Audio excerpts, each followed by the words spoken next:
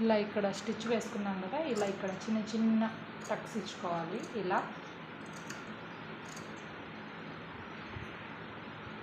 చూడండి, టక్స్ ఇచ్చేసాను చిన్న చిన్నగా దగ్గరగా. నెక్స్ట్ ఇలా ఫోల్డ్ చేసుకొని ఇలా స్టిచ్ వేసేసుకోవాలి బ్లౌజ్ మొత్తం.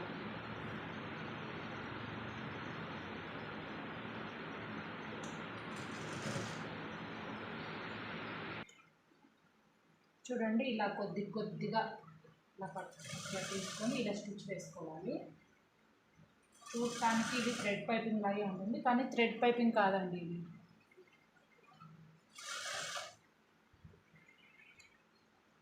మళ్ళీ దీని పక్కన ఇంకొక స్టిచ్ వేసుకోవాలంటున్నాను.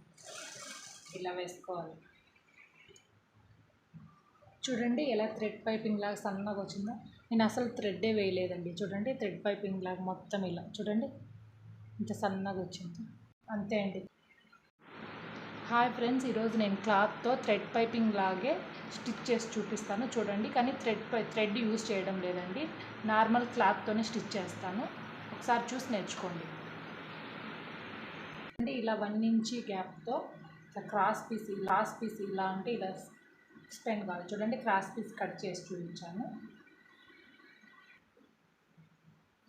చూడండి, ఇలా స్టిచ్ చేసుకోవాలి. ఇలా ఇప్పుడు ఇటు సైడ్ ఈ మూడు, ఇటు సైడ్ ఈ మూడు ఇలా కట్ చేసేసేయాలి.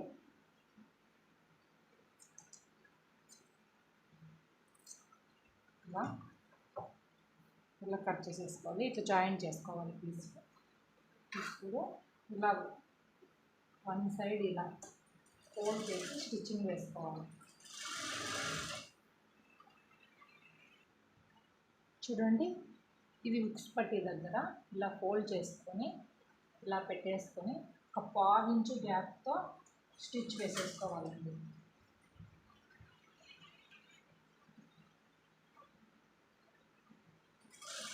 చూడండి, వీడియోలో చూపిస్తున్న విధంగా ఇలా 1/2 ఇంచ్ గ్యాప్తో రౌండ్ మొత్తం ఇలాగే వేయాలండి. ఒక చోట ఎక్కువ, ఒక చోట తక్కువ వేయకూడదు.